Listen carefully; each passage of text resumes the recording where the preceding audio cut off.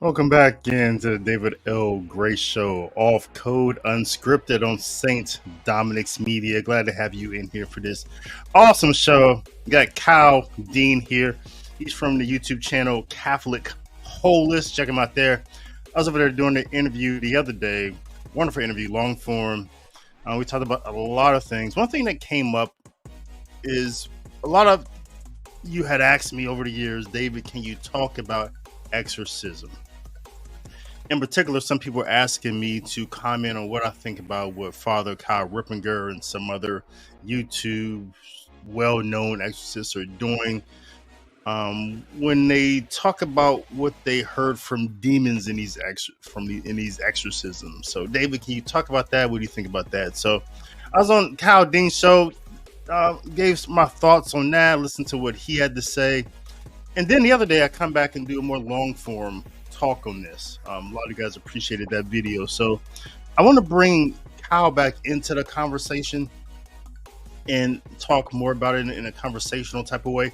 Also, I want to get into artificial intelligence and how Catholics and Catholic apostolates and ministries should approach that. I would just lay people and whoever, just Catholic. What should we think about artificial intelligence? How should we leverage it? Should we stay away from it? Just have a general kick that topic around. So that's what we're doing today on the David L. Gray Show. Appreciate you again coming in for this live stream. And without further ado, let's go ahead, just get into it.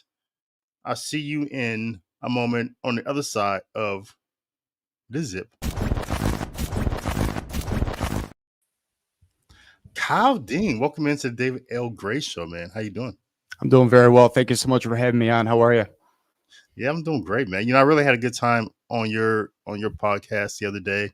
We had a great conversation, and so I said, man, maybe we should come back and do this again, and maybe just kick a few topics around every now and then. So today, I want to talk about, what I call demon gnosis and this private revelation that exorcists are getting out of these exorcisms and coming and telling us about it. And I'm going to tell you about some of my concerns to hear what you have to say as well, see what we think about this topic.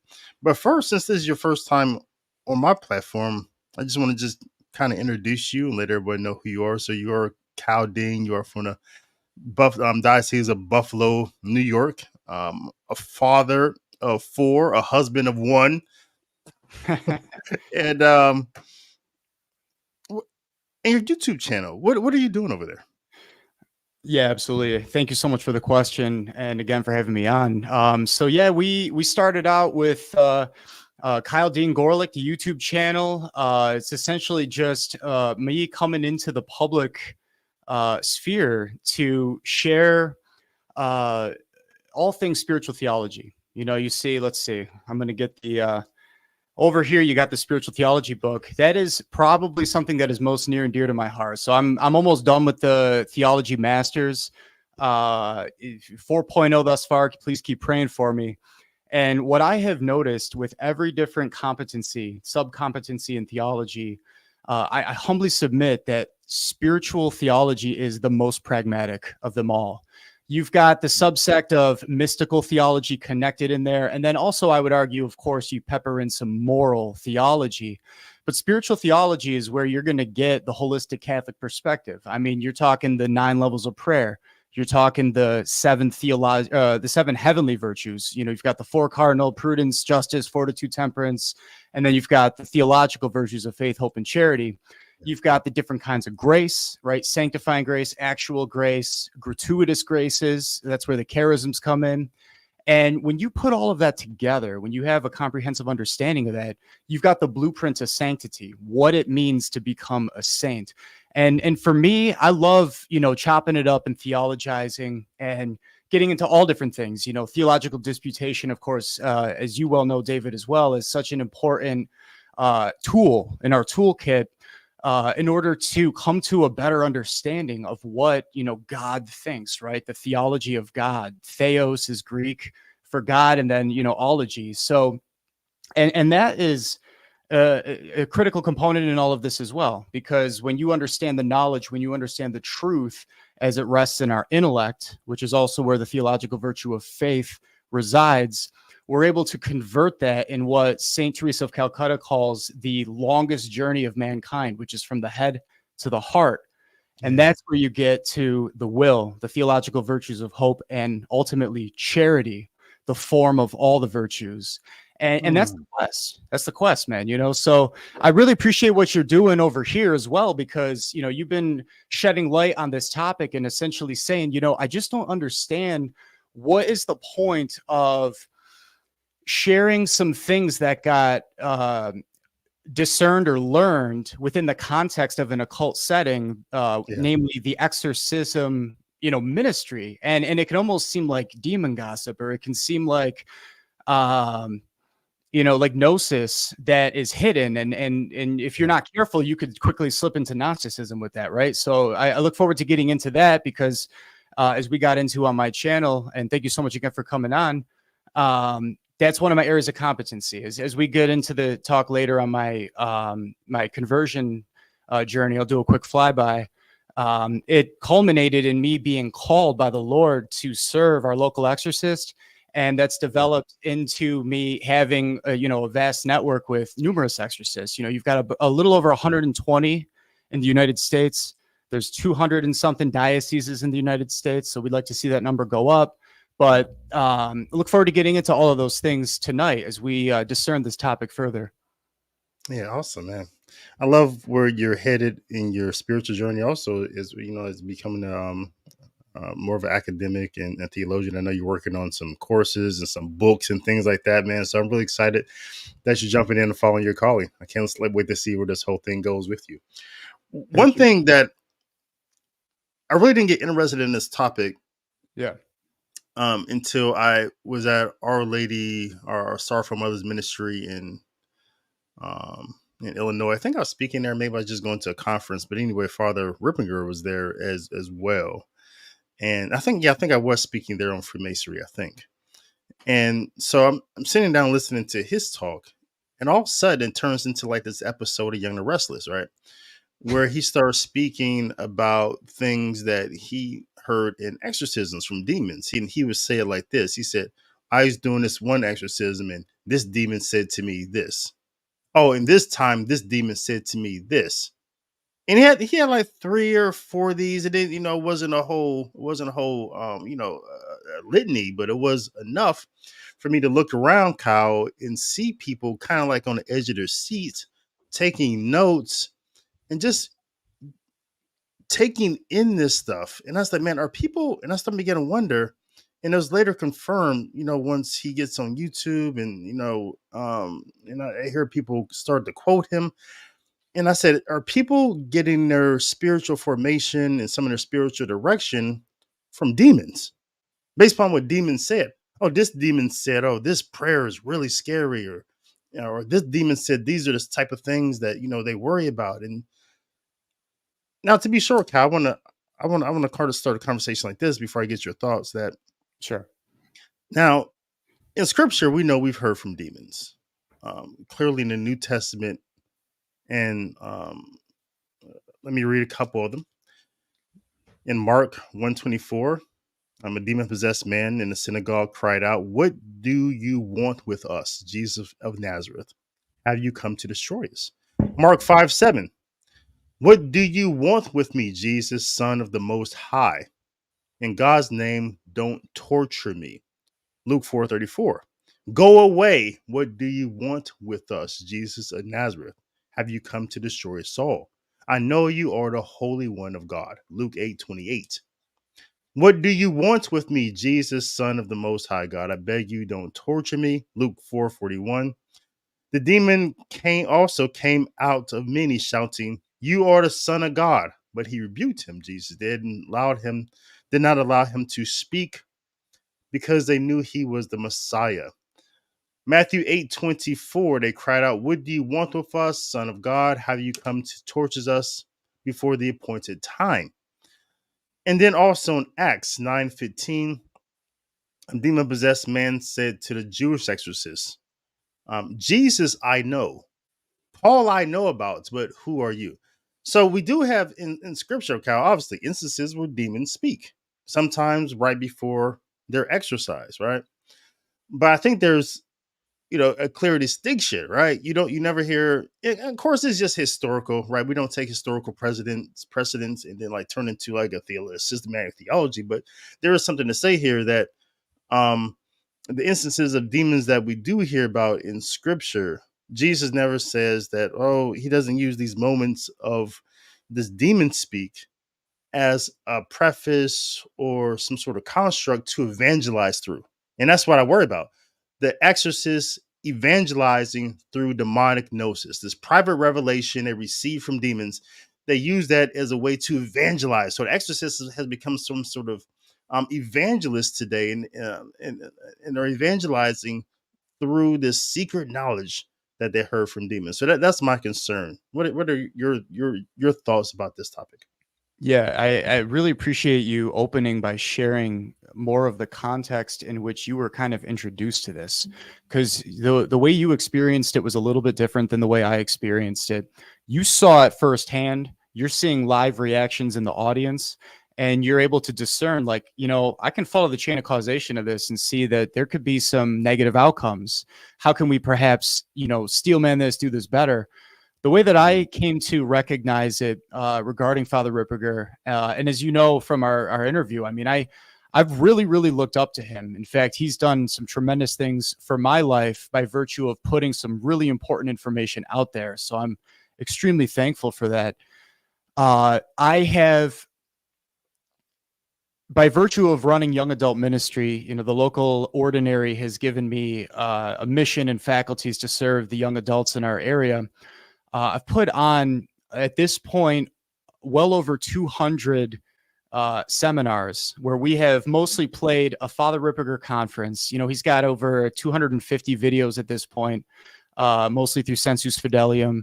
And of those, probably over 100, maybe 150 at this point, I think it was 120 a few years ago, are these like 40-minute to an hour plus long conferences that he makes publicly available. And okay. I've walked with many, many hundreds of young adults experiencing those conferences and then processing them together. So I have, I wasn't at that live event, although I've met Father Ripperger and we're colleagues now in the fight. I saw it from the angle of what's on that public internet. And I would agree with you that, if somebody is only coming in and getting a little snapshot of one of those conferences without a broader context, there can be a spiritual danger or a concern there. And so I would say anecdotally, there's probably at least 8 of those conferences at this point where he touches explicitly on the topic of the demonic to the point where he's revealing about things that he learned in session. So I would say, before we dive into, the efficacy of that and any of the potential concerns or ways that could be better expressed, we should just back up and speak about the overall principles at work here, right? I mean, you kind of touched on it by going right to the Gospels, right? I mean, you can never go wrong going with sacred scripture. And you're right. We learned there that Jesus pedagogically is showing us through his interactions with the demonic, he's kind of gleaning some things for us that we can learn. When you see him asking the demons to reveal themselves and they say, "We are legion," you see there that they're lying in the sense that they're not giving him their actual names. But they're giving him a hint as to what's going on. Now, we know that Jesus is true God and true man. He's a divine son. So he knows everything. He already knows exactly what he's dealing with there.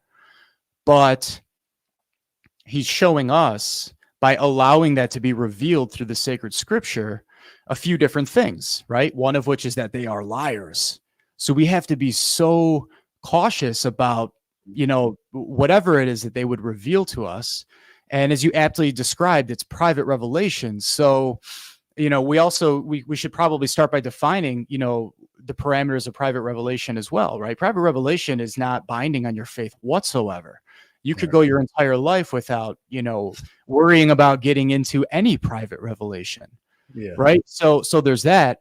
But yeah, I would like to kit and play off you with this, because having seen it on my end, and becoming, really, other than someone who's directly in Father Ripperger's inner circle, in the English speaking world, I'm one of the foremost experts on Father Chad Ripperger, because you'll see, behind me, I've got just about every single book that he's ever written.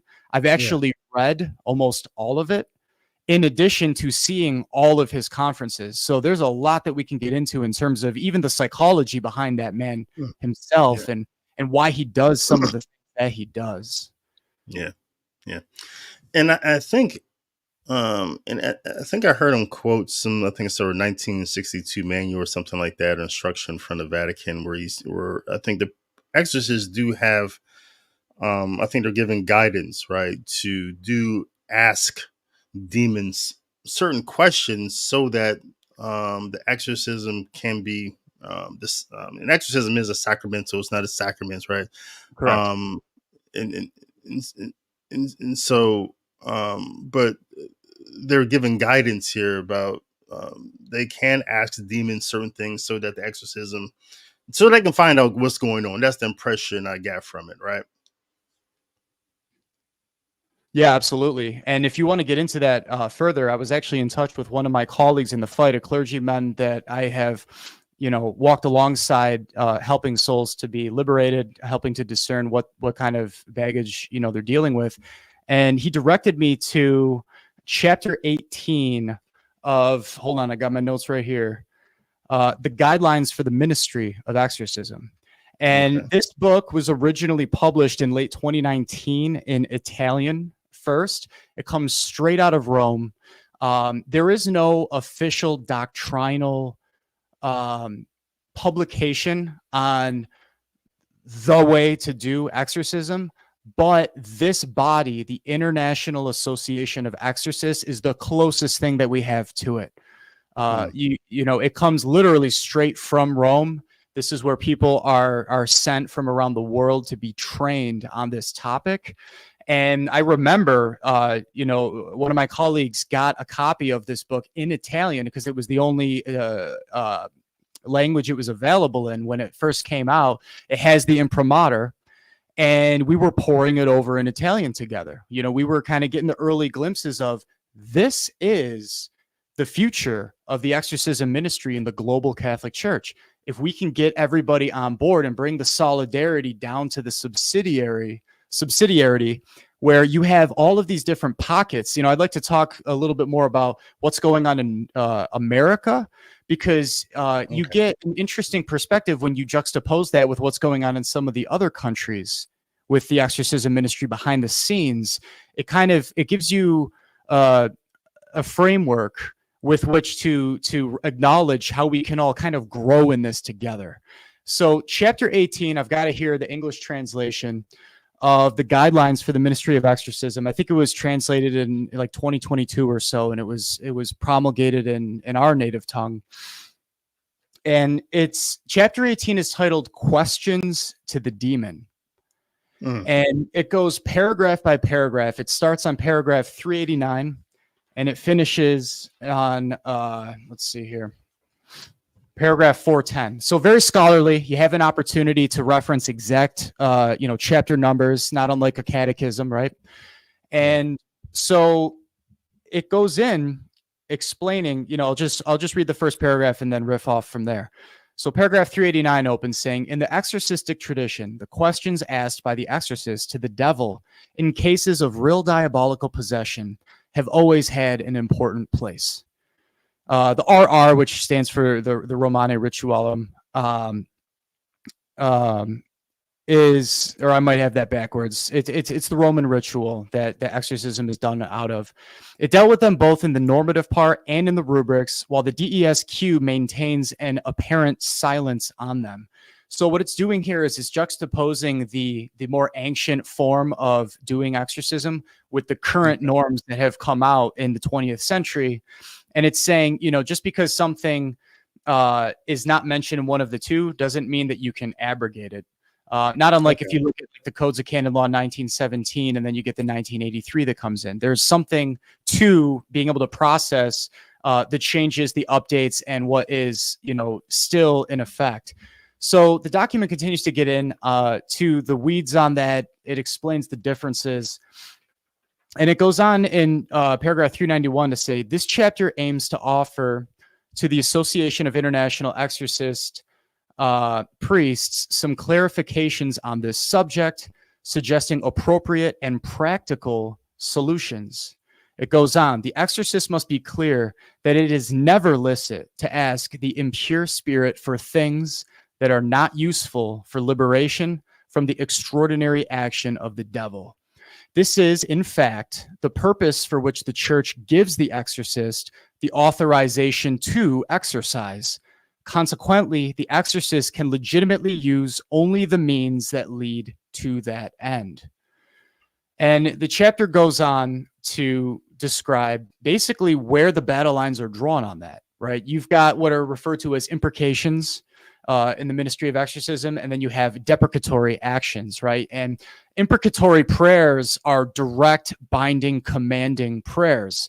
Only the exorcist has the authority to do that in certain contexts, whereas, we as laity, in general, we can do deprecatory prayers over our peers, right? It's where you ask Jesus Christ to confect the blessing or the intercession or the petition, whatever it is.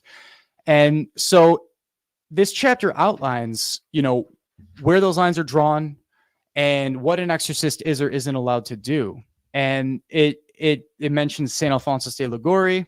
It mentions other theologians that weigh in and have different views on this. And it's really fascinating because this is basically the international body's way of synthesizing a centuries-old debate, bringing all of the latest, greatest information to the fore, and then discerning together, how can we improve this super important ministry for Holy Mother Church? What is that? Would you say in that international body are Eastern Orthodox Catholics or Eastern Rite Catholics? Or are they also part of this body? Because my understanding is that they also have exorcisms. Obviously, they don't tend to take the same form as what would be in Roman Rite, but also includes prayers and things like that. But do they also belong to this body to receive some sort of general guidance? That's a really great question. I don't have a competency in that to answer that. Okay. I'd have to look more into the breadth of the International Association of Exorcists. But what we do know is, yes, there's a deep, rich theological tradition within the Eastern Catholic Church about exorcism. And of course, you have the branch off with Orthodoxy in 1054 and following. We all only share the first 7 ecumenical councils in common, whereas we're many councils after that now in the West. But if you want to have a high level understanding of what is shared in the East and the West, as opposed to some distinctions that can happen there, you would really need to go back to the origins of the minor and major orders in general in Catholicism. And it's super interesting because, you've got tonsure, where you get your hair chopped off, and then there's 7 grades. You have the order of porter, then you have the order of lector, then exorcist, then acolyte, then subdeacon, deacon, and priest. And the earliest document that we have of that written document goes back to, I want to say, the 100s, 200s at the absolute latest. So this is like pre-Christianity being legalized, Catholicism. This is when we're still in the catacombs. Like, this is ancient. And what that teaches us is that these minor orders organically developed in the life of Holy Mother Church out of course, the 3 major orders that you see referenced in, let's say, the book of Acts, chapter 6, about, bishop, priest, and deacon. And at that level 3, exorcist, there's a power there. And, those first 5 levels are considered, minor clerical orders before you shift into the major clerical orders. Well, actually, subdeacon's considered major, not to confuse that, though, with the consecrated orders, the munus of holy orders, which is only bishop, priest, deacon. But my point is that the powers that come with each of those grades increases and is contained in the lower ones. So for exorcism, you can even have laity today who do them. You can be an extraordinary minister of baptism, although that's generally rare because you want to have the ritual with that. And you can also see it in RCIA programs. So in the East, there's a more there's a wider scope of what they consider allowable because of their relationship to that ancient tradition, and how, there's some distinctions there. Yeah. So based on what you had read us, though, I didn't hear any sort of caution or prohibition against the exorcist coming out and sharing with us what they. I mean, this isn't a sacrament. This is not confession. There's no private seal, right? Yeah. Or what if you heard something from if exorcist heard something from a demon, there's no sort of seal that they cannot tell us.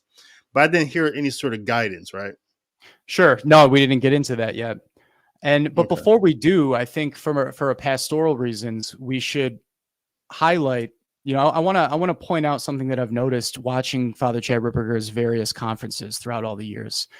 And I think you'll appreciate this too. We kit and played on the interview on my channel about just the overall status of like Catholic YouTube world and how information gets conveyed. And, I remember in 2017, 2018, before Father Chad Ripperger was as big, with these like celebrity exorcists, you've also got Father Vincent Lampert and you've got others. You would see people that would see one conference he's ever done go onto a channel with like 100,000 subscribers and be like, I just learned all this incredible information and I decided to write a book about it. And these people are like, this is the most incredible thing I've ever heard. And they're like, where did you get this from? And he's like, there's just some priest on the internet who's just talking about this stuff. And his name's Father Chad Ripperger. And you always see all these different like pronunciations of his name. It's like, German, it's a strong German name, Father Ripperger, a hard G, not a soft G, Ripperger. And, it's important to show that respect. But it also is a meta-analysis on how information gets spread and how it gets processed and who ends up being considered an expert on the topic. You have people that just one-off take something and run with it. And I think that's dangerous because, to the point of our overall theme here, in all the different conferences where Father Ripperger gets to talking about things he learned in session, right? He starts sharing some things about what the demons taught him or what he learned, and his capability apparently to discern the difference between when they're telling the truth and when they're not, right? There's so much to process there for the everyday Catholic. The everyday laity is just looking at that. And if you don't understand the mechanics of everything that's going on there are so many different ways that you can experience that and takeaways that you're going to get from that. Yeah. And I know in one of his talks, he says, my local bishop has given me a line for what I am and am not allowed to reveal about the demons, because he wants to go deeper into, the theologians throughout the centuries have pointed out that there's a trifurcation of Lucifer's mind when he fell. It was a punishment for his sin of being the one who was supposed to be at the top of the heavenly angelic choirs. And the trifurcation was in the form of him having a triple split personality, because he's essentially like the anti-Trinity, right? So you see with Satan, who's considered the father of lies, he's the antithesis of God the Father, right? The father of truth and goodness. And then with Lucifer, he's the light bearer. And, so he is the antithesis of Christ, Jesus Christ, who is true light from true light. And with Baal, you've got the antithesis of the Holy Spirit. And in the one conference, Father Ripperger publicly revealed to the entire internet that there's this relationship that he's having with his bishop on. He's not allowed at this point to go deeper into what can be gleaned about Baal and his antithetical relationship to the Holy Trinity, specifically in relationship to the Holy Spirit. But maybe he's about to get those faculties soon, and he's about to start getting into it with more people. And when you hear something like that, there's a couple of things that I have to say about that. One is that's really, really good context to have, right? And there is a challenge where in those other 7 Cerca conferences where he starts talking about things he's learned in session, but you don't even know the slightest thing about the fact that his bishop has given him faculties.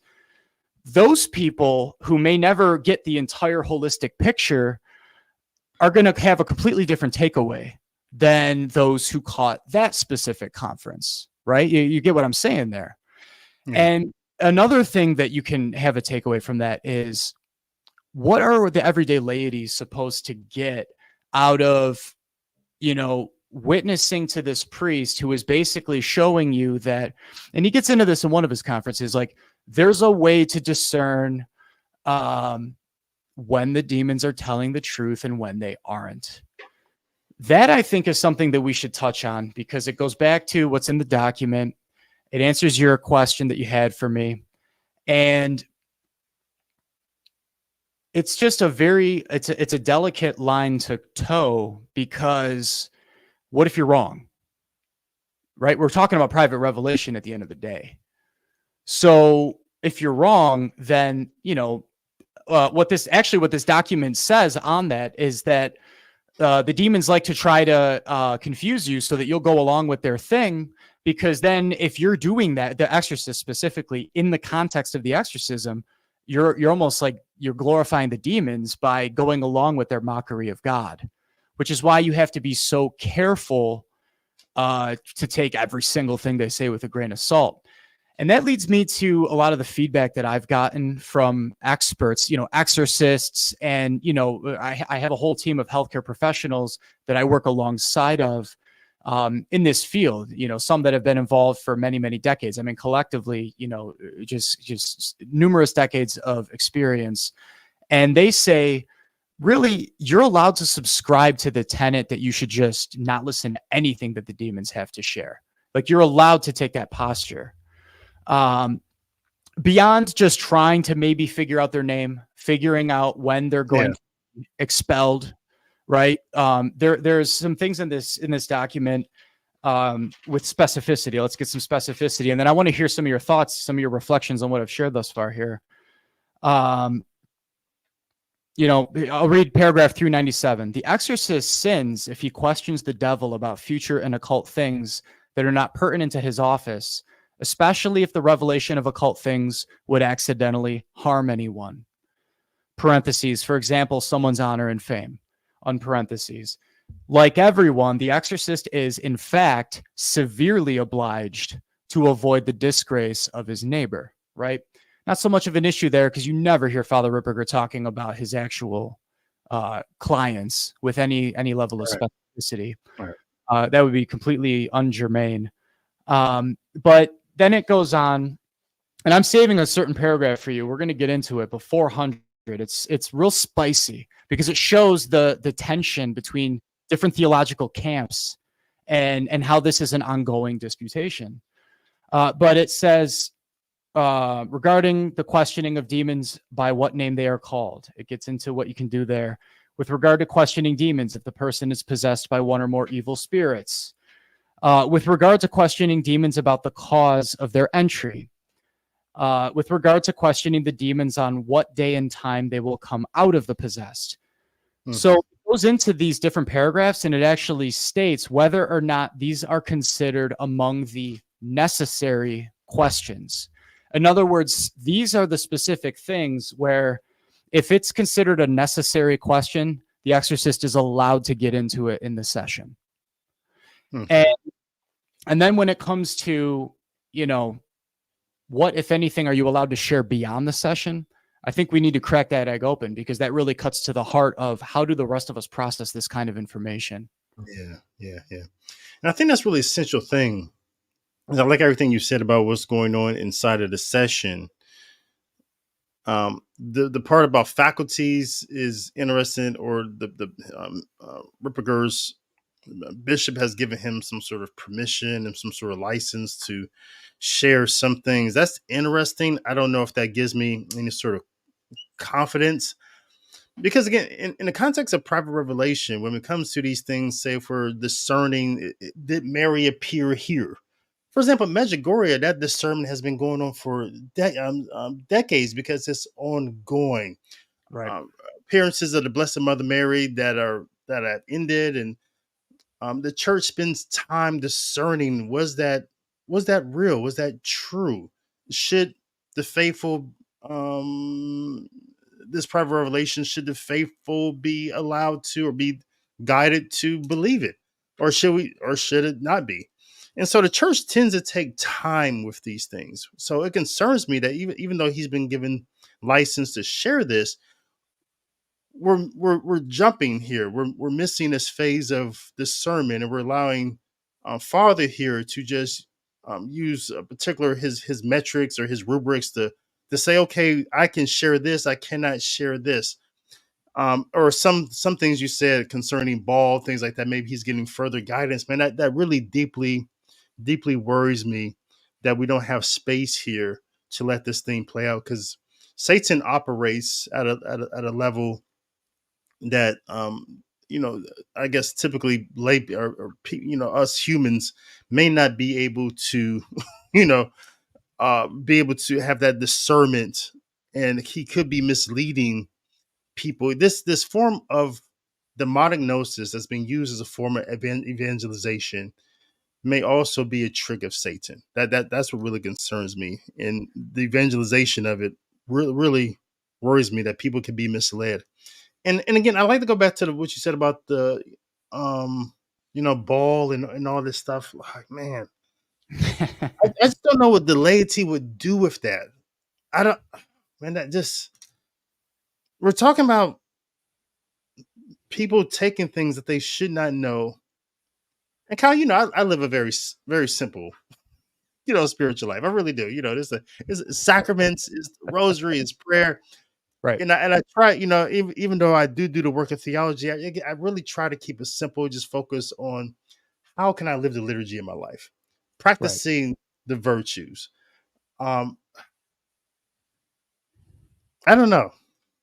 Let me get to a couple of comments though before we go on. Let's do it. Nan Kelly, my friend, said, Dave, would you permit me that I am asking the chat to say the prayer to Saint Michael while we're talking about this? Yes. Thank you for Yo, that. let's do that in Latin real quick. Let's go. Sancti Michael Arcangele, defende nos in proelio, contra nequitiam et insidias diaboli esto presidium. Imperet illi Deus supplices deprecamur. Tuque princeps militiae celestis Satanem aliosque spiritus malignos qui ad perditionem animorum pervagantur in mundo divina virtute in infernum detrude. Amen. Now, I have a background in Spanish more than Latin, so I probably miffed some of that, but No, that's good. I appreciate that, man. Thank you. yeah, no doubt. We got Saint And Michael William right says, I there. served Mass for Father Ripperger at Ohio Dominican. Oh, that's the school where I graduated from a long time ago, where he was in Columbus Enjoyed for a it. talk. I actually enjoyed the demon gossip, but I can see where it isn't good for the faithful. Yeah, I think it's, like I said, I think it's an episode on the Restless. I think it's very entertaining. It's secret knowledge, for some of the same reasons why many years ago I enjoyed being a Freemason. Like, oh, this is stuff that people don't know. This is juicy. Um, things like that does have a you can almost become addictive to it. You just want to know this stuff, and that's another Yes. path that I think people would go down. And like you said, I appreciate your love of a Father. Like you, I have many of his books back here. I don't think I've read them like obviously like you have, but and this isn't an attack on him. I hope people don't come away with that at all.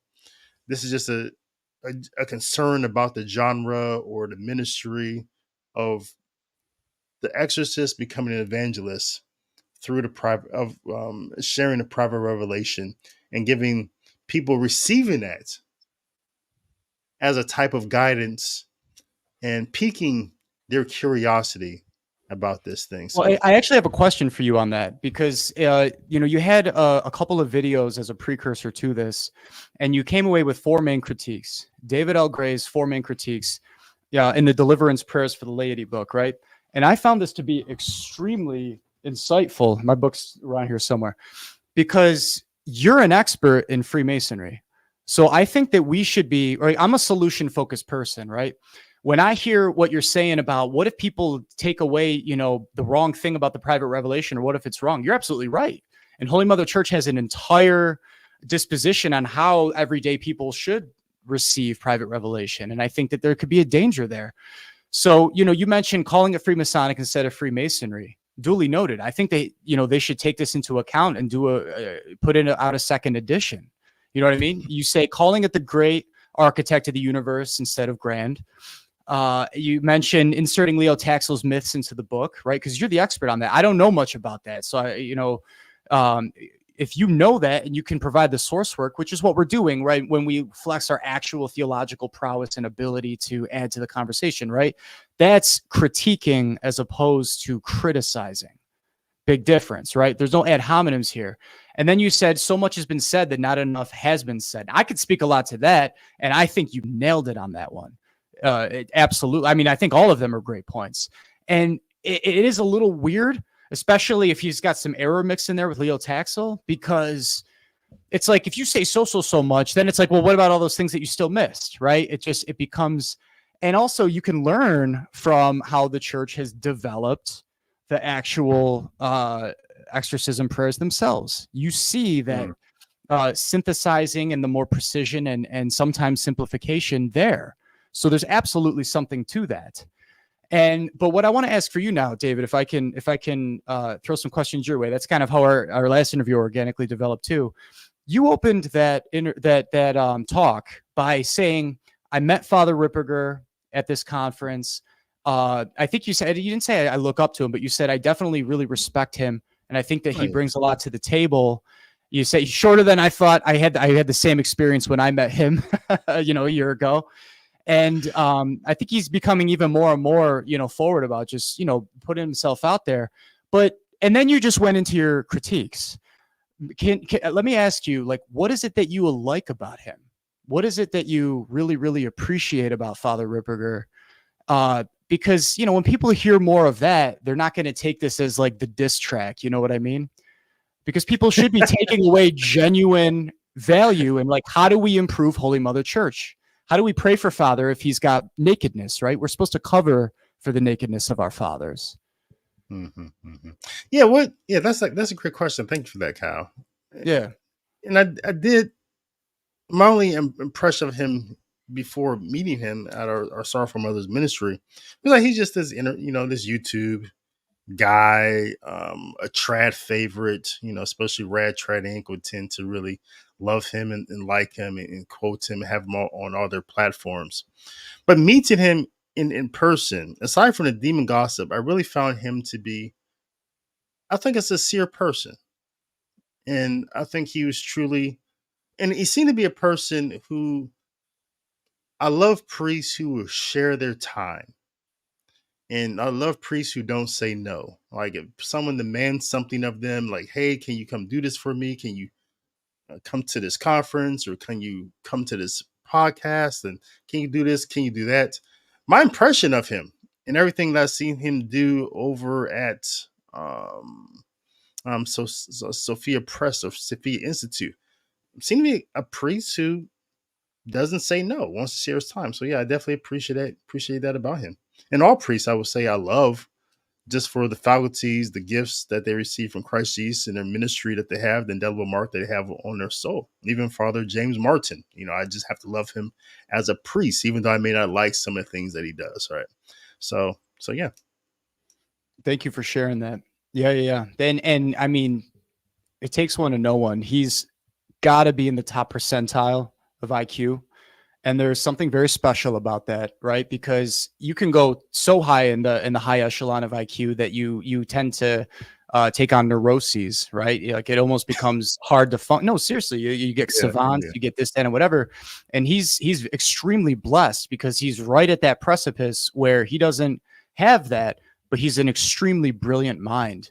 And I would say the positives that I really appreciate about him that are pertinent to this discussion is that he has identified a serious concern about the charismatic side of things, right? You've got charismatic and then you've got red trad ink, right? The spectrum. Yeah.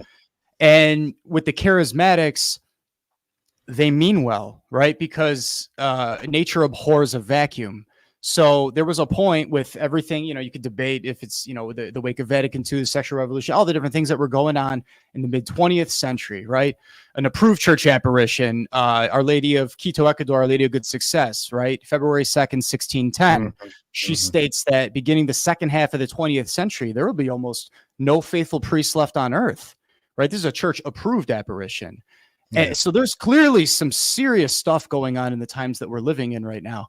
And Father Ripperger identified that we've got these charismatics, and that movement did stem from Protestantism, right? Yeah. With all of the erroneous take on how to do deliverance ministry and things like that.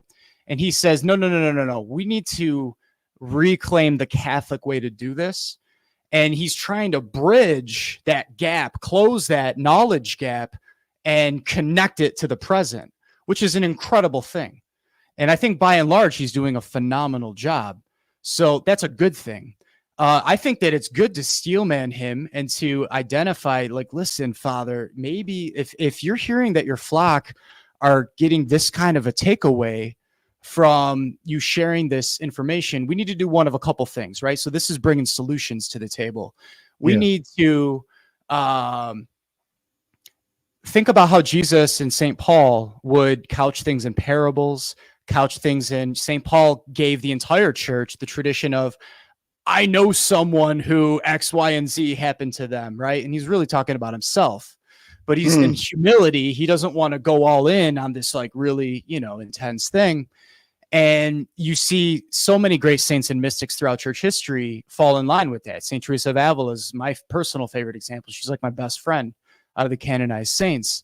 So yeah. So, she's like, oh, I know someone who experienced this different thing or whatever within the levels of the 9 levels of prayer. And so Father Ripperger, maybe he could do something like that.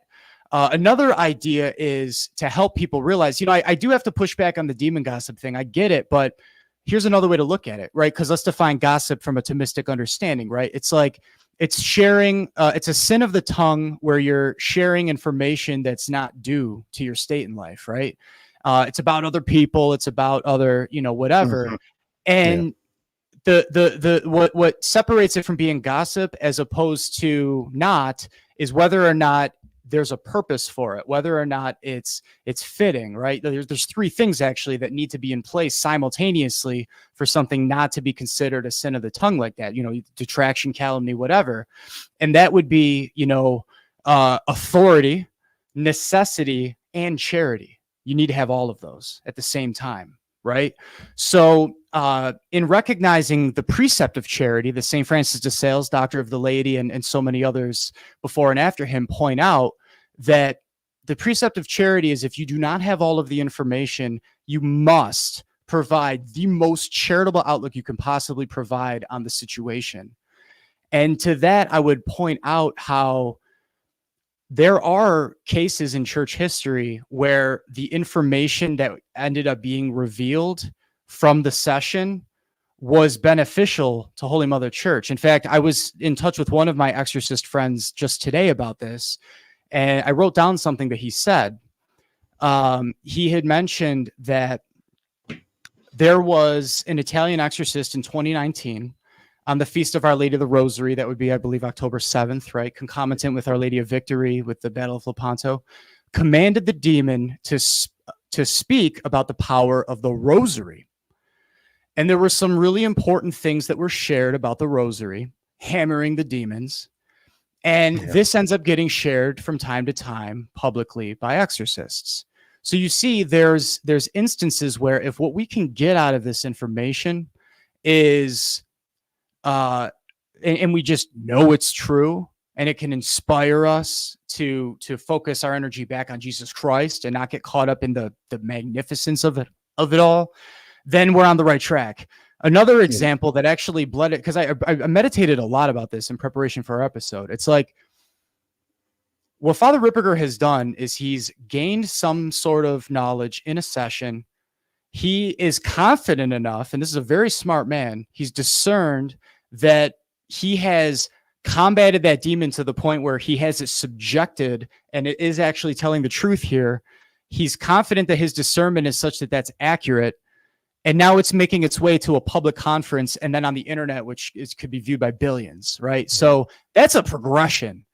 And I was trying to think, like, is there something in church history that we can compare that to, pre-internet era, to wrap our mind around it? And what came to mind was when Protestantism first began, there was a very famous exorcism case at the time where a young boy in a certain town or city, whatever it was, got possessed. And it became I'm going to use a germane term, it became a measuring contest between Catholics and Protestants of who's more right, who can, clean up this mess. And, they were back and forth. It seemed like they were both making gains. It was a giant, battlefield in a game almost with the demons. And finally the rubber hit the road when the demons were like, you need to get a bishop involved or we're not out of here. And the Protestants at the time were like, we don't have a bishop, so Catholics came in, bishop cleaned up the problem, and the whole community, the town, was taught something pedagogically at that moment, that the Catholic Church is the one true church because it has the authority alone to handle this kind of a situation. So there you can see how the information that happened within the case made its way to the entire community for the well-being of the community. So there is a place for that. That being said, I think that you can get really nuanced with that and juxtapose that with what Father Ripperger is doing. And I still think that there's some best practices that he can maybe employ moving forward. Yeah. Does that I love what you said.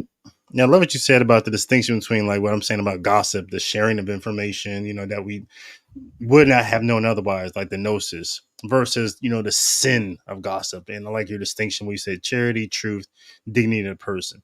And that's true, because like you said earlier, that he's not mentioning, when I was exercising Joe Smith, this, so he's not talking about the person.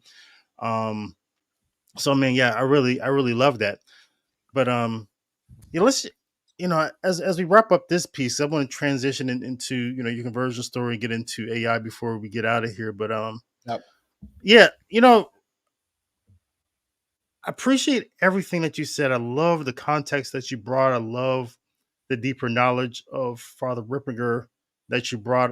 I love how you address some of my concerns, especially with those prayers of deliverance from Freemasonry, which, oh my gosh, they made my mind explode. they do. I just oh my gosh, I just want people to get to confession. What's the sin? Name your sin. It's worth 100 exorcisms. Yeah. I just want people to rely on the sacraments, right? But man, Kyle, I have to say, man, I just lead the conversation, probably because you have deeper knowledge of this whole thing. I leave this conversation being even more concerned about people falling into fascination and getting away from the sacramental life when they pursue this type of information. And I think I make that distinction, when they pursue. Because if they're at a conference with Father Ripperger and he just shares this, I think that's one level. But the people who are enticed by that to pursue this even deeper and just cling to this information and make it part of their spiritual formation or make it part of the path they want to pursue and really gets them off track from the sacramental life.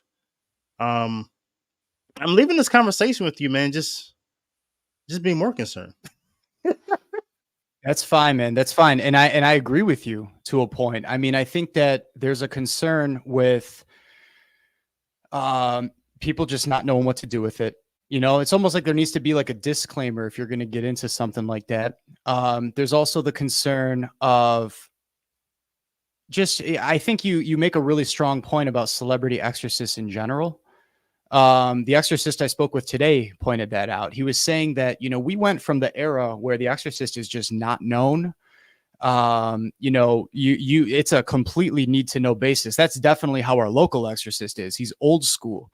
Like, you may or may not even know, unless you need someone like, myself, the intake specialist, who people have a point of contact that they know that something like this exists. Yeah. But that's kind of it. And, he was pointing out, I'm pulling up the notes here because I think this is so important to get on. There should be some discretion, he said. We've gone to an extreme. Before, you didn't even know who the exorcist was in the diocese. You didn't know where it took place or what took place. Now we're first person. They're being watched by millions of people through interviews. And that discretion requires balance. And the other thing that's concerning to me, and this is a meta observation about the state of being a theologian in the public square in general. It has nothing to do with Father Ripperger specifically.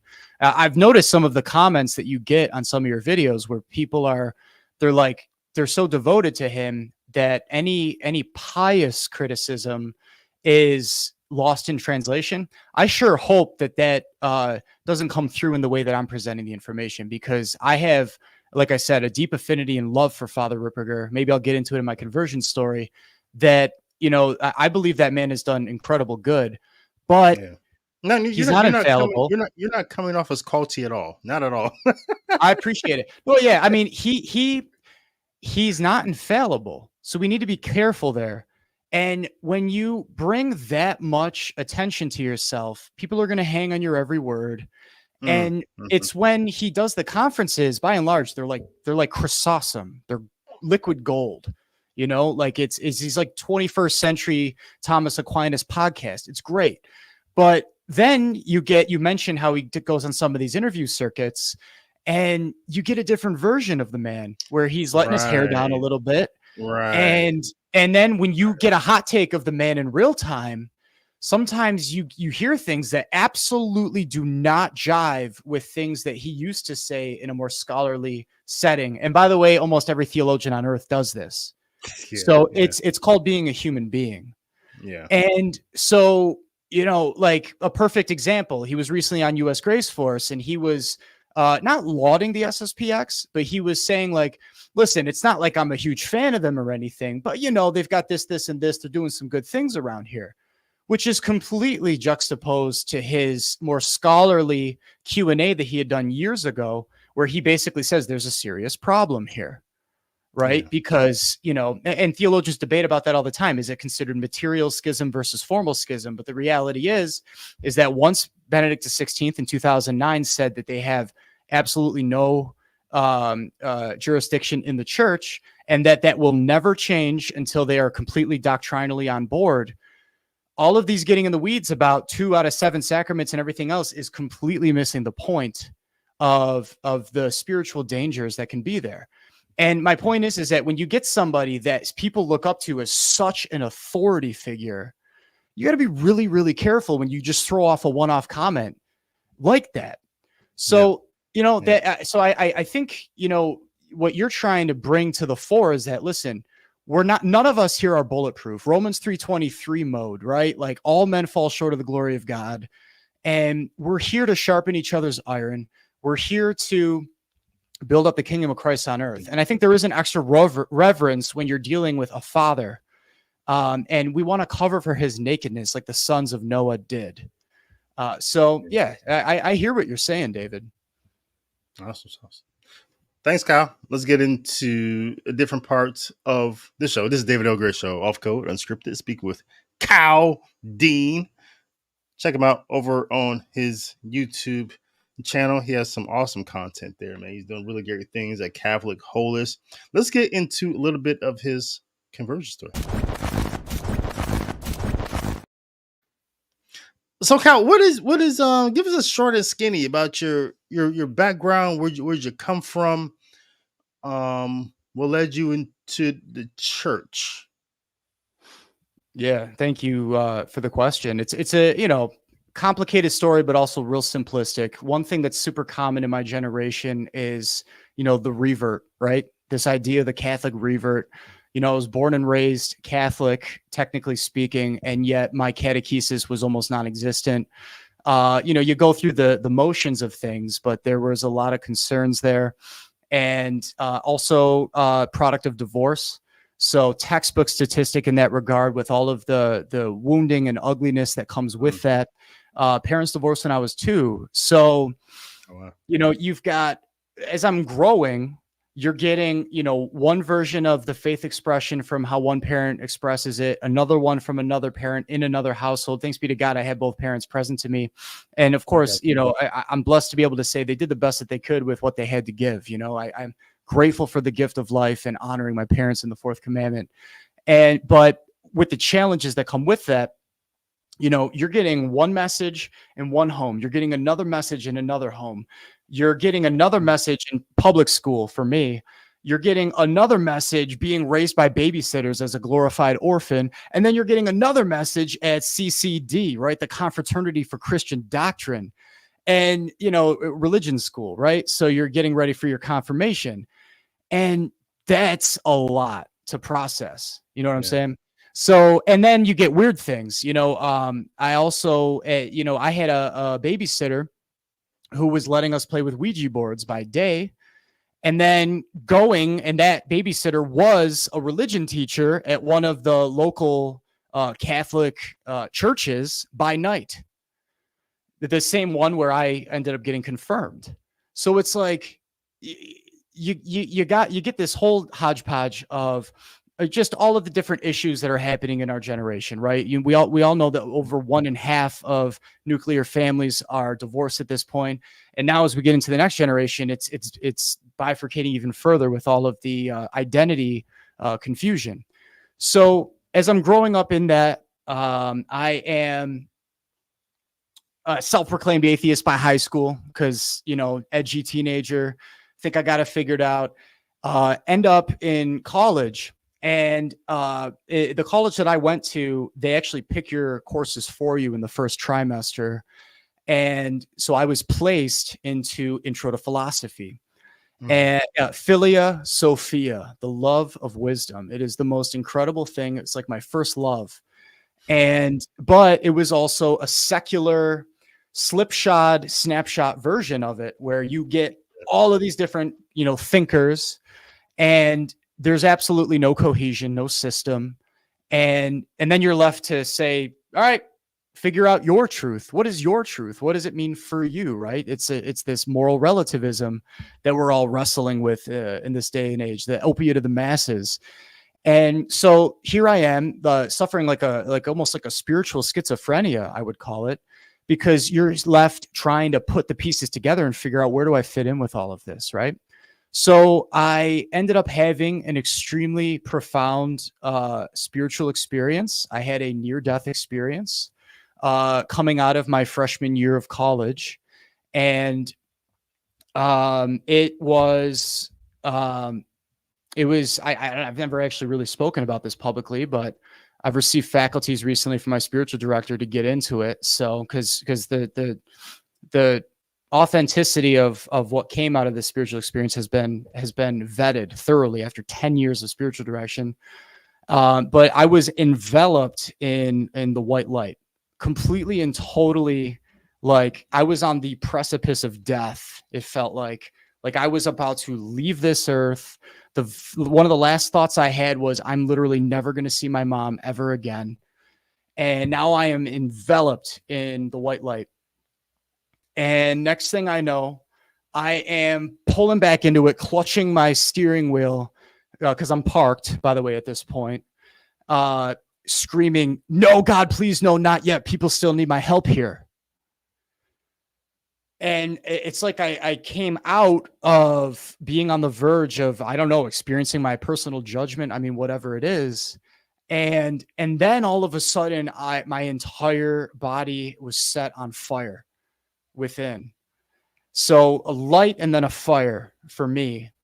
And it was in every iota of my being. I mean, parts of my body I didn't even know existed. And it was just this extraordinary experience.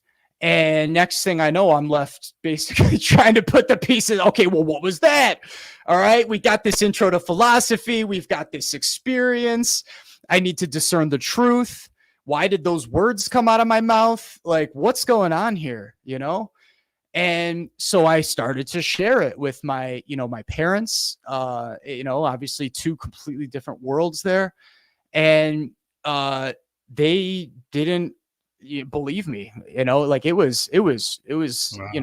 I won't use the word traumatizing, but it was an extraordinary time. So that led to some severe trials and then a journey of discovery. And I ended up devouring all of the world religions I could possibly get my hands on, like all Zoroastrianism of ancient Persia. You get the duality of the good and the evil god.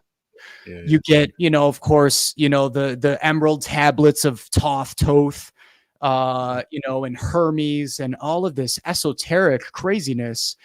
Hinduism or the Sunata Dharma, as it's referred to, Buddhism. As I'm going on in college, I rekindle with the professor who brought us Intro to Philosophy. And this man is the head of the religion department at a very credentialed school. I went to the Rochester Institute of Technology, which is, one of the top 3 computing universities in America.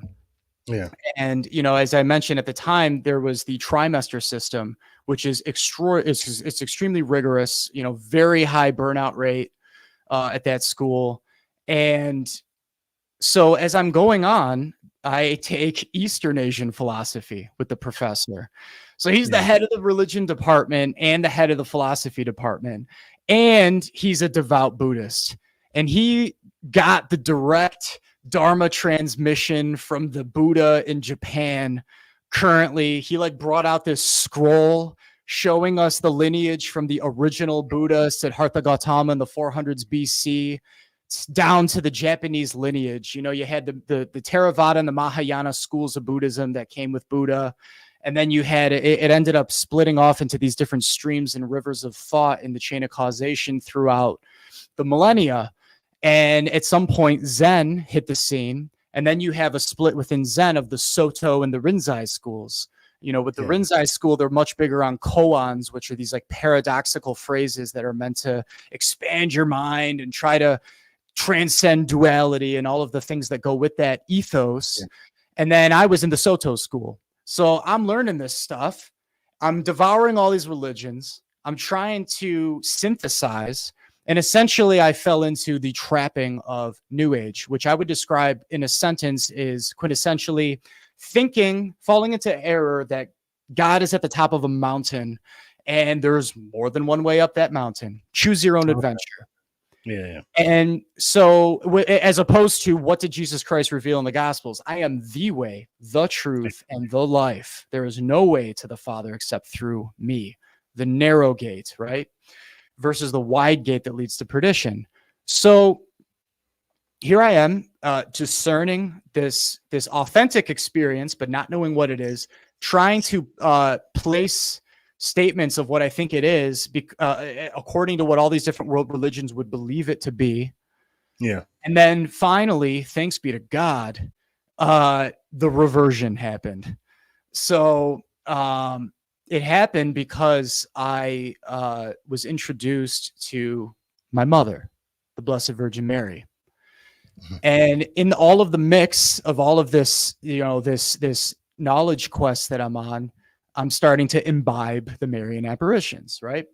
And, I'm falling in love with Our Lady of Fatima. I'm falling in love with Our Lady of Guadalupe. And, exploring the patterns of how our Blessed Mother speaks to us.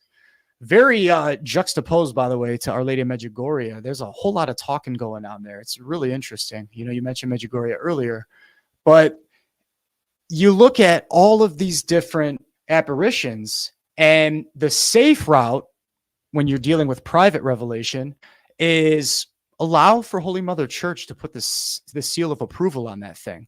Yeah. Once you've got that, obviously, if you are a practicing Catholic and you subscribe to the magisterium, then you can look at these things. And what I came to discover is that it's like every single thing she says comes true to the T, and it's extremely inspirational.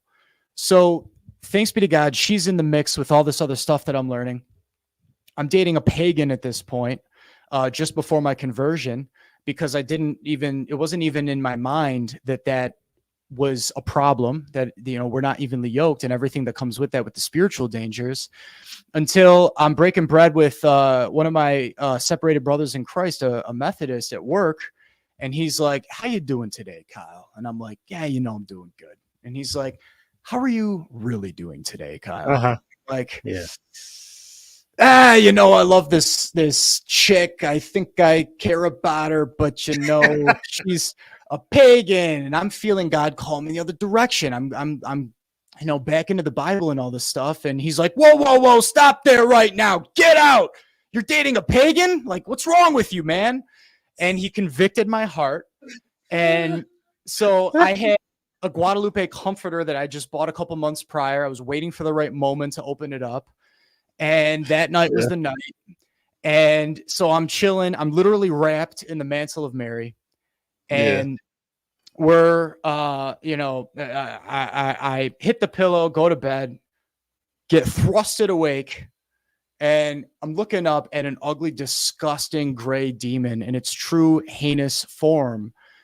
And I'm literally terrified it's extremely terrifying experience. And it's whispering incantations to my pagan girlfriend. So I'm looking at this and I'm like, okay, either I'm absolutely nuts, like I've just gone off the deep end, or this is I'm a great former atheist. So it's like, all right, maybe this is the hypnagogic state. Like, let's give away let's process out a natural explanation to this. And I just wake her up. I'm like, she's nuts. I'm nuts. I'm going to tell her what happened. We had no, secrets or whatever. And I'm like, listen, I care about you. I really think that, I want to be respectful of your expression, but I really think that there's an absolute truth, like an objective truth. And I think this is it. And I think Jesus is it. And I really wish that we could experience that together, but I don't know whether or not you're going to be down with that. But I'm feeling God call me in another direction. Let's process this together. And within the next couple of months, we amicably parted ways. Did you ever tell her? Did you ever tell her about that demon experience? Oh, immediately. What did she say? She was just like, that's, I don't remember exact words. It was like, oh, that's unfortunate. Like, it's weird, She was just like, well, because she could do channeling and all this other horrible things. So she didn't take it like that's completely foreign to my sentimentality. It was more like, let me take this with a grain of salt because I know this guy's like a Christian or whatever. But let me process this in the context of my belief system, right? I'm sure that's what was going through her mind. Yeah. And later, in the moment, it's like, why the heck are you waking me up? I'm like trying to sleep, But so it is what it is. And what? How's she doing now? I have no idea, man. This was 10 years ago. Oh man, I'm worried about that lady. All right. Yeah, please. Yeah, if anybody's feels called to, please pray for her. I don't know if she's alive. I don't know if she's where her walk is with the Lord. But what I can tell you is that, listen, it's super weird. Like the whole experience is weird. It's and by the way, I do not condone at all cohabiting. I should throw these disclaimers in there. Like my spiritual director has actually recently approved me sharing this story for the first time ever. My wife is comfortable with me sharing it. That's extremely important to me because it's embarrassing, right? We're talking about, when I'm absolutely lost on my journey, seeking the truth and everything else. Yeah. So it is what it is. I'm the worst sinner to walk this earth, hands down. And so I'm trying to figure this thing out, and I'm a man, I'm a guy. I'm thinking, I see a problem, I need a solution. I see a nail, I need a hammer. And so I'm thinking, okay, either, like I said, I'm nuts, in hypnagogic state, whatever the thing is, or maybe there's something to this. I think you're supposed to pray in a situation like this. So I didn't know any of the advanced prayers like I know now, studying litanies and everything else, but I knew the Our Father. So I'm within the next night or two or whatever, I'm starting to pray the Our Father. She's passed out. And now I'm praying. Super weird, super like she could wake up. She'd be like, "What are you doing?" Like, come on. But, whatever. I mean, it is what it is. And, people in the whole world are going to have views on like, this is nuts. And I agree, it is. But here I am. I'm doing an Our Father.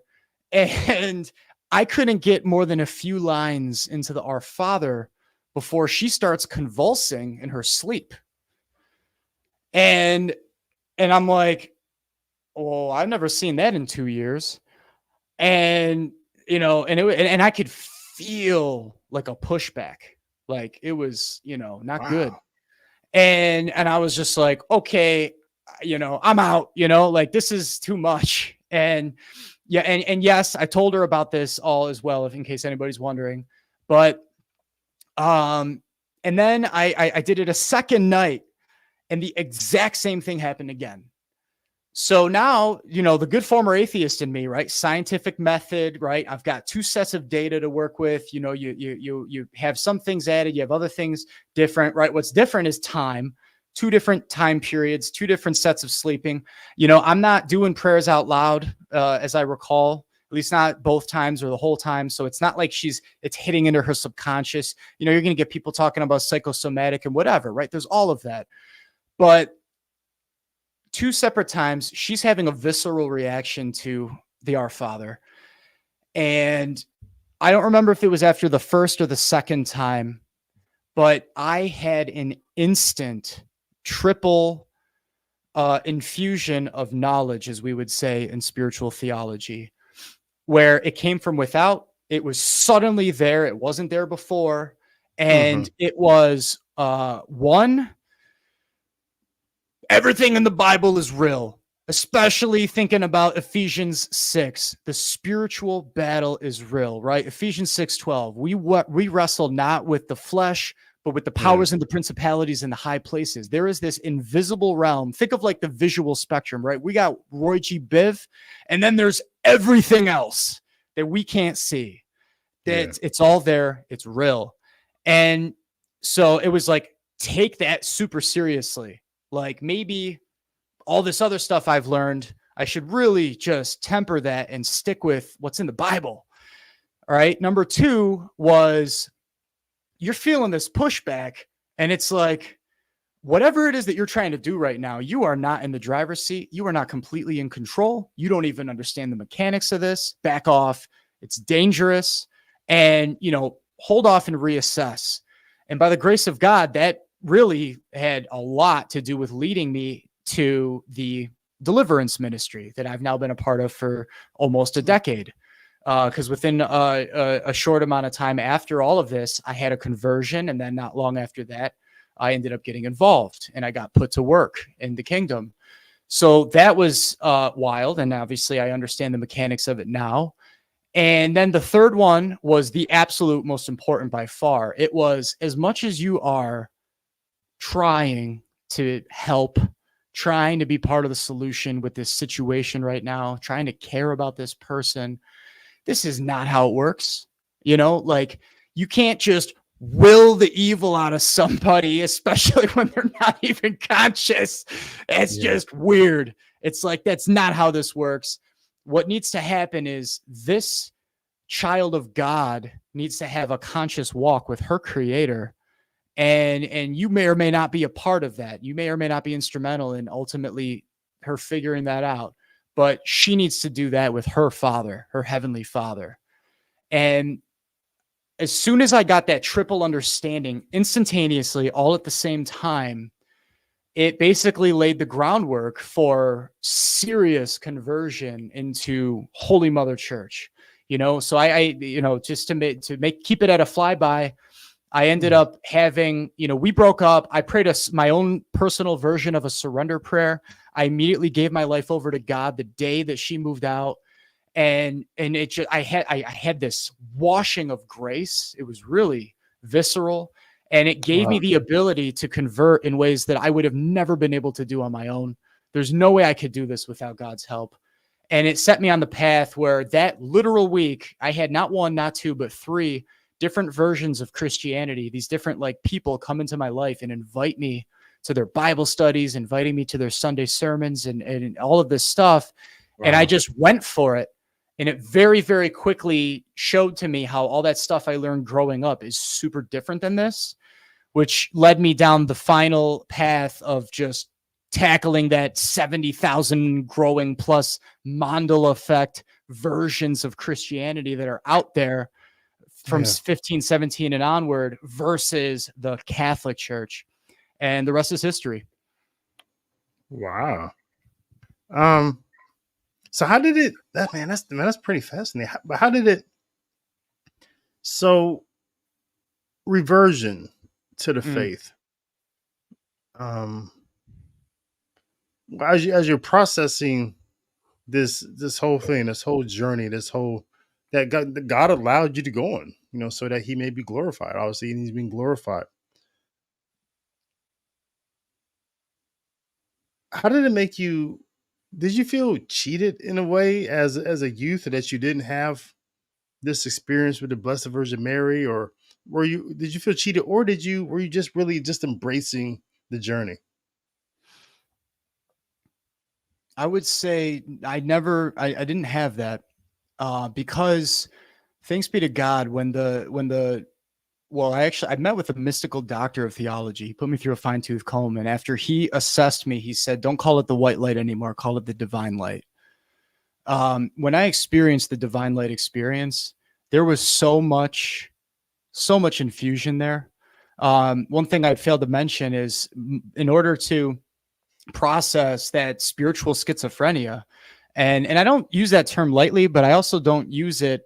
I use it very scientifically. In the East, Eastern practitioners would say that if you can't sit still for more than 5 minutes at a time, you're schizophrenic. That's what they would call schizophrenic.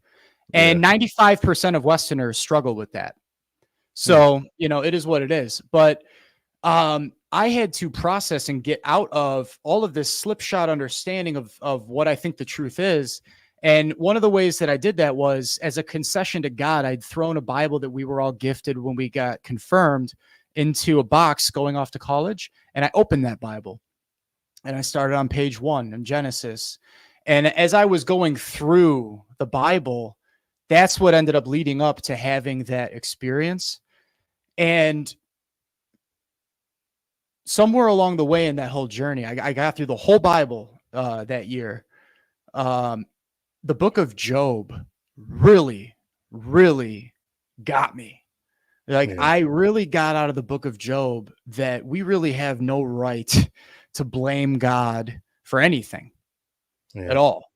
So, that had a lot to do with, okay, the Blessed Mother didn't, it wasn't time for her to come in and give me the perspective to understand even what happened back then, all those years prior with the divine light, until it was all in God's perfect timing. So I'm thankful for that journey. But yeah, obviously growing up, it was extremely rough. It was a hard knock life. So. Yeah. In your experience growing up in a home like that, and now you're a father of 4, husband of 1, what type of father has that made you, and a type of husband that's made you? What type of things have you, the good and the bad that you've taken from your upbringing, how's that formed you in your husbandry and your fatherhood now? Yeah. Thank you for the questions. I would say that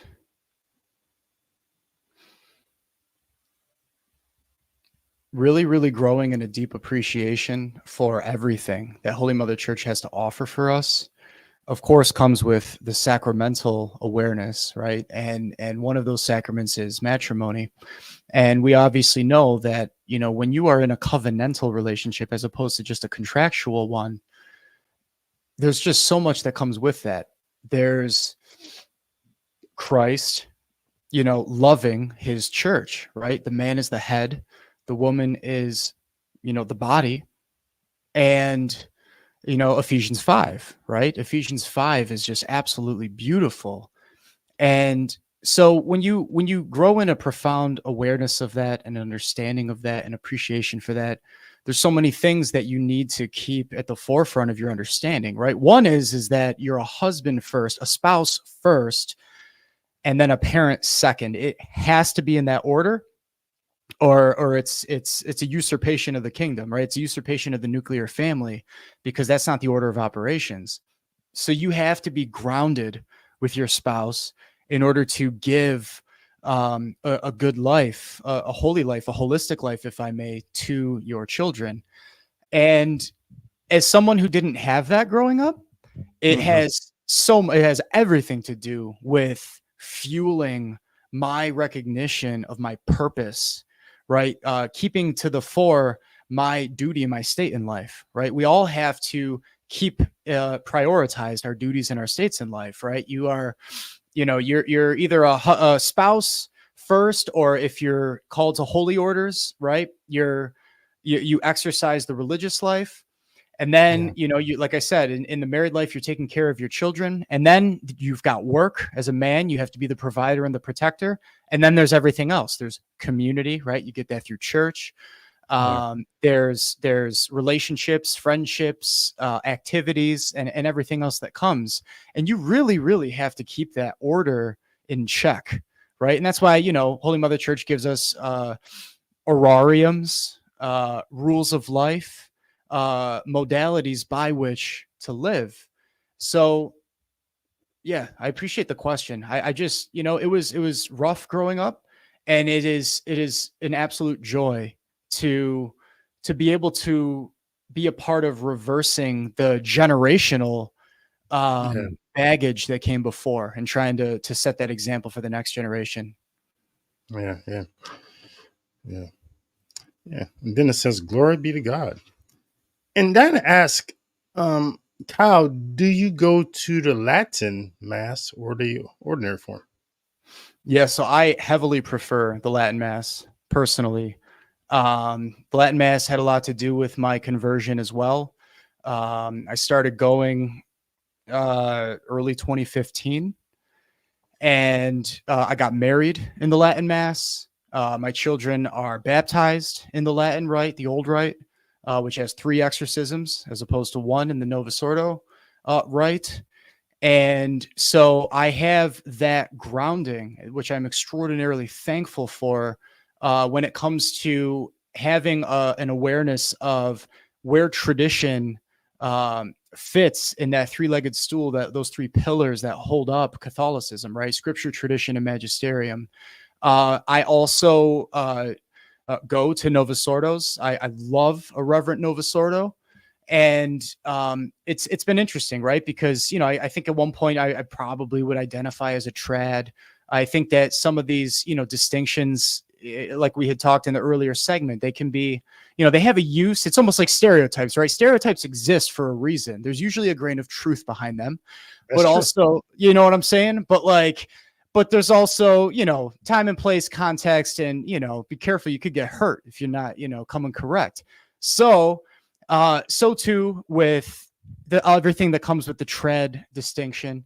And you've got mad trads, you've got glad trads, you've got rad trads, and you've got everything in between, right? And then so I try to keep it to my theological competence when getting into something like that, because also being in the deliverance field, I am acutely aware of the fact that there are energumen, which is the term for those suffering from possession, the affliction of possession, Yeah. that have been liberated by a consecrated host in the Novus Ordo. We also have documented evidence of Eucharistic miracles that were confected in the Novus Ordo. So I do not subscribe to the tensions out there that would say that the Novus Ordo is somehow not of God, or that it's that it's an objective occasion of sin or evil or vice or whatever, because that is on its face it's heretical. It's erroneous. It is not true. But I think that we should get back to our traditions of what came before. There's definitely something to Our Lady of Good Success, February 2nd, 1610 in Quito, Ecuador, warning that there's something about the second half of the 20th century. And then you have Our Lady of Fatima coming in saying we're going into some sort of, period of diabolic disorientation. And, I think that there's a profundity to ad orientem, right, where the priest is facing God along with everybody else. So we know where the focus is, that this is a sacrifice versus populum, right, facing the people, where there's this temptation because you're making so much eye contact, and then it can become like a performance, and you've got multiple expressions of the Eucharistic prayer, so you've got all this choice as opposed to just looking at the rigors of the book of Exodus, right, where it's like God is specific in the way that he wants to be worshipped. And by the way, I have to credit Father Ripperger for some of my gleanings on that, but I don't go so far as to say that, Bunini's a Freemason. No one has ever produced those images. In fact, I've asked Father Ripperger when we met, hey, can we please have those? Like, I have an intense background in tech, and, you can't tell me from a level of pragmatism that those can get scrubbed from the internet to the point where we'll never be able to find them, right? Like, that's what I was told, but I don't buy that. In the era of WikiLeaks and the era of this and that and whatever, there are professionals out there. Just like I don't buy that, no one knows where Vigano is. That is like categorically impossible in the 21st century. It's impossible. But anyways, I digress. We are way beyond, do I go to the Latin Mass, the Novus Ordo? But I prefer the Latin Mass. I'm tri-ritual. I chant. I actually introduced the Gregorian chant back into the parish I was married in. And I'm so thankful to God for that opportunity. It was, from what I understand, for the first time since 1969, when it was suppressed. That's a huge deal. I love music. I love chant. I've got loads of chant books here. And I also chant in the Eastern liturgy, the Byzantine liturgy. I seen Dennis Gradey, you flashed in the comments earlier. That's my brother in Christ. We founded East to West Theology, another YouTube channel that's out there, and people should check it out. So, but I like the Latin Mass because it puts me in level 2 of prayer. Level 2 is mental prayer. The Latin Mass allows you for the quietness to be able to do that, versus the Novus Ordo, which is there's a lot of talking. And so it's more level 1, vocal prayer focused. And level 2 is the gateway to the upper 7 levels of prayer, right? Effective prayer at 3, prayer of simplicity. Those are the ones we can do on our own.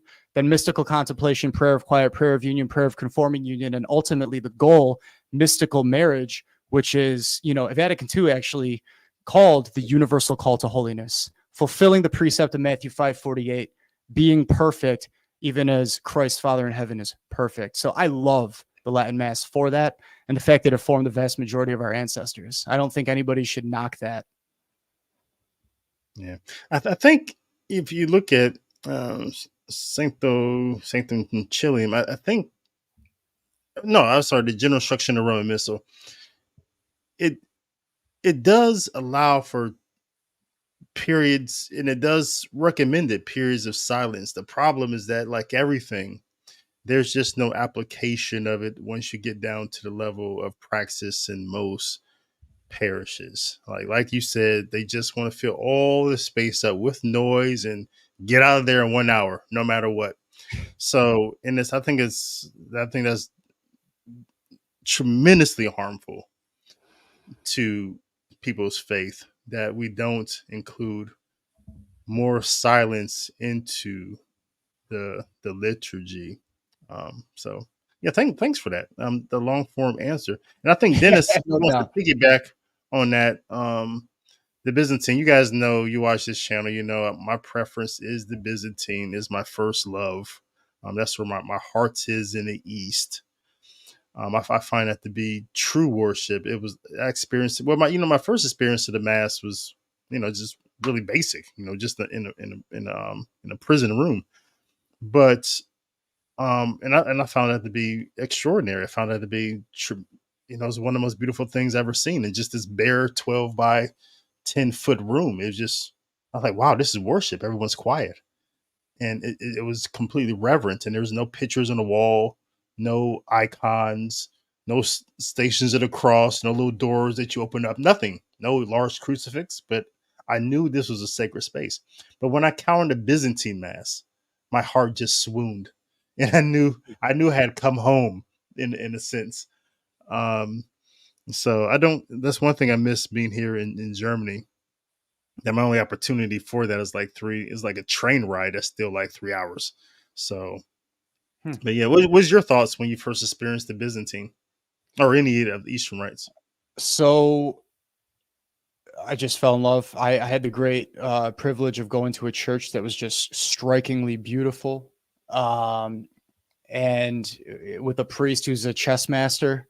And I mean, he's training us up on chess. I mean, just an incredible man, good confessor, and loved the chant. You know, the chant is different. I do believe that I am, Western at heart. It's funny. My brother Dennis Gradey is on the screen right now. I mean, there's just so much to say about how we kitten play, right, with East to West, because I have that Latin, the Tridentine training, if you will, which is, a very, very small segment of Catholicism. You think of, in the SSPX, they've got about 600,000 parishioners, according to their own website. The rest is either what was in adult parishes under JP2, I think circa 84.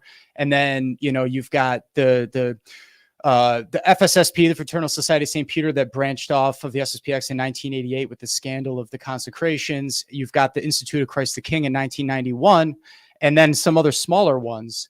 And you put all that together between them and diocesan, and you're looking at maybe around 1 million. So, I mean, if you process that, that is like a sliver of Catholicism today, really, really small. And in Dennis's faith tradition, Byzantine, Eastern Catholic, that accounts for the bulk of, I think it's the 5 churches. He could correct me at some point, but then you've got about 23, maybe 24 now approved rites within those 5 churches, Byzantine being one of them. And that in toto accounts for about 15, maybe 16 million Eastern Catholics, because unfortunately in 1054 AD, there was the split with the Great Schism, where today you have about 280 million to 300 million Eastern Orthodox. So, we endeavor to breathe with both lungs of the one Holy Catholic Church and to kind of reclaim a holistic Catholic spirituality in appreciating both. So I'm Western for sure. And I prefer, what comes out of the Tridentine Mass. Dennis loves the Eastern liturgy. I was super edified by it.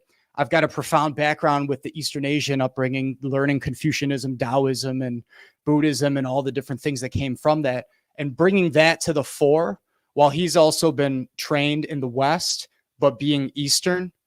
You get a real good synergy of an appreciation for all of it.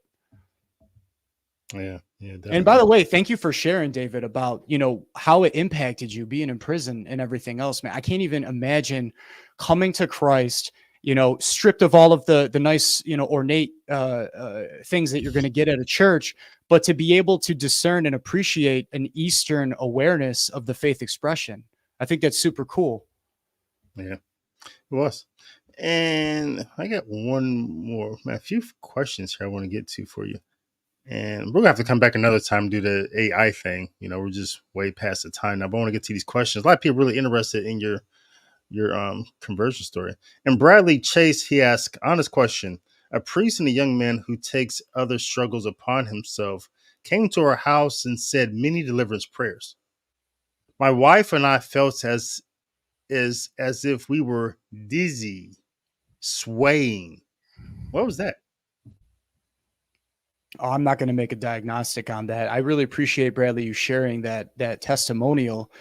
A priest and a young man who taking other struggles upon themselves, it's hard to know for sure what that meant to them as opposed to how it was experienced. But I would need to understand more context behind why they were there in the first place. I mean, if you've got a priest of God, I'm assuming Catholic, that is coming with a young man, is this young man, I mean, is this priest an exorcist? Is this young man, does he work for him? I don't know. And, you're having this visceral physical experience. I mean, there could very much be something to that. There's one of the things that's critical to discern. In fact, this is actually a pious critique that I have of one of your recent videos, David, was, you know, it feels like when Father Ripperger tells everybody to repeat things 3 times, it seems like almost like witchcraft or like some sort of like a ritual. What's the point? Just stick to the sacraments. Oh yeah, tapping my heels together 3 times. Yeah, that was my punchline. Yeah. There's actually an answer to that. So, I mean, 2 uses or purposes for that. One would be, it's the same thing that you see in the Tridentine Latin Mass. You see these triple repeating aspects. It's because it's for multiple reasons, but one huge one is to tap into the reality that God is a Trinity. So, you know, you're acknowledging God the Father, God the Son, God the Holy Spirit, and particularly if you're trying to break a curse, you know, you're trying to undo, because a lot of times in the magical rituals, you're going to get an inversion of that, because that's what the devil does. So that's one reason for that to happen. And then the other one is going back to attempting to answer Bradley's question to the best I can with the information that's available.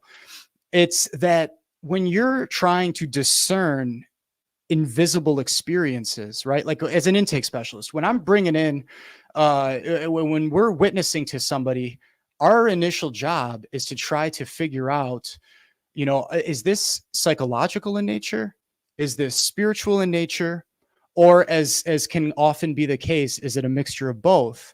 And therefore, how do we make sure that we're applying the appropriate remedies? And of course, the Catholic Church is very discerning about this. You have to rule out the natural, right? The psychological first.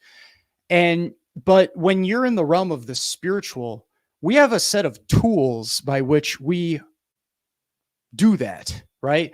And it's harnessing the tools that are found in philosophy and the tools that are found in theology.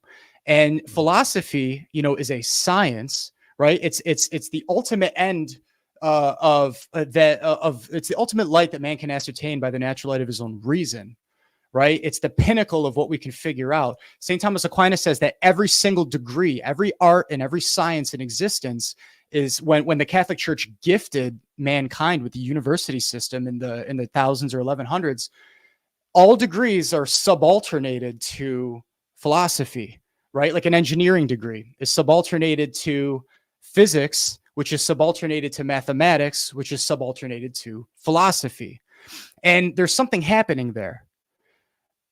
You can tell when a science or an art is petering out, because when the first principles from which you discern the rest of that science stop somewhere and it starts taking things for granted as true in order to apply this, it's borrowing that from a higher science, right? It's subalternated to something higher.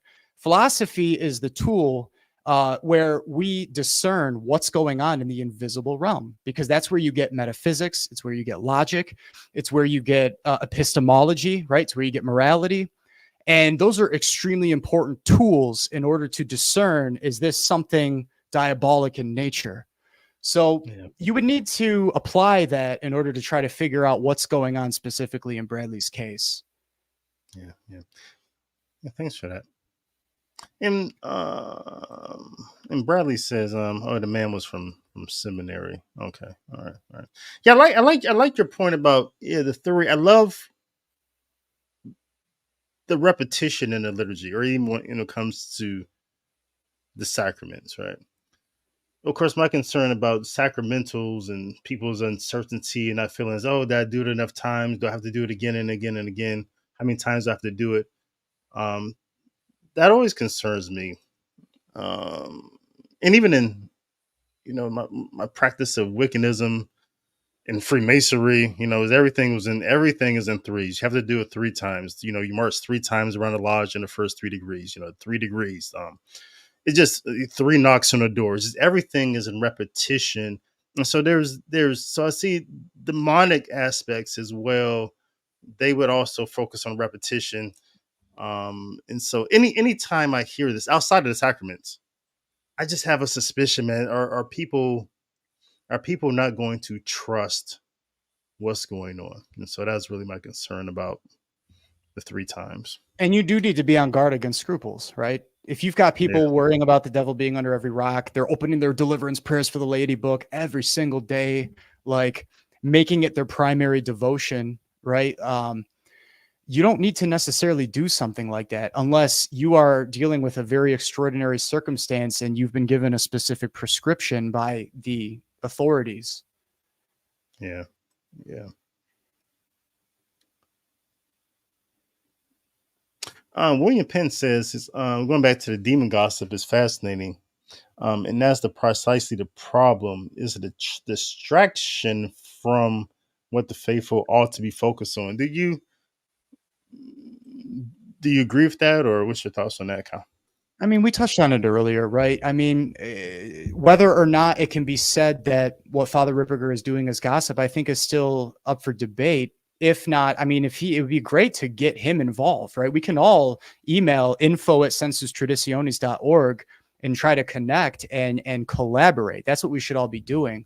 So, like I said before, you have an instance in church history where the information from the case made it out to the community because it taught everybody something. You have the 2019 instance that my exorcist colleague pointed out earlier today. So there is something to that, but you do need to be cautious, as we've been touching throughout this conversation. Like, if this is at the realm of private revelation and it could be prone to error and it's happening in real time, as you're saying, it's like, in general, the church teaches to be super cautious about something like that. Let it play out. And in that vein, yeah, maybe people are not focused on what they should be focused on. Yeah. In your conversion story, a lot of people made a couple comments. Bradley came in and said, "Our Blessed Mother is so beautiful." And then once you started talking about what's happening with the ex-girlfriend, Yankee City Girl says that escalated quickly. Then, oh yeah, it did. Then William says, "Whoo, yeah, that really went up a notch." Yeah, that is good stuff, man. Cal D, thanks for coming on the show, man. I gotta have you back, man. We can dig into the AI topic, man. We went a long time, and so I really appreciate all the time. Oh my goodness, you spent 2 hours. Yeah, I really appreciate all the time that you spend here and everything that you share, man. You're a really cool guy, and love the ministry that you're doing. You and Dennis over there, so keep it going. And I gotta have you back, man. Appreciate you. It's a great privilege, pleasure, and honor. Thank you again, Dr. David L. Gray. Appreciate you. And let me know when Further Hell Nah is going to make an appearance on our episodes, bro. Because I need to. I don't know if it's like Dr. David L. Gray sometimes, Brother David at other times, which is my default in ministry, just brother, sister, whoever. Very Franciscan. And then there's Father Hell Nah, man. You know, like, I want to know when he's coming on the scene.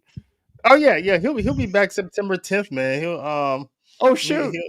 Oh yeah. So I think next week he'll be back. Very funny episode. I'm not gonna spill anything, but it's gonna be spicy, as Kyle likes to say. So all right, God bless you, man. Thanks for everyone. Everyone, thanks for tuning in. David L. Gray Show, Off Code Unscripted on St. Dominic's Media. Remember, Jesus loves you and is there for you. So go ahead, live your life like salvation matters. But until then, till next time, blessings and shalom to you and to yours. God bless.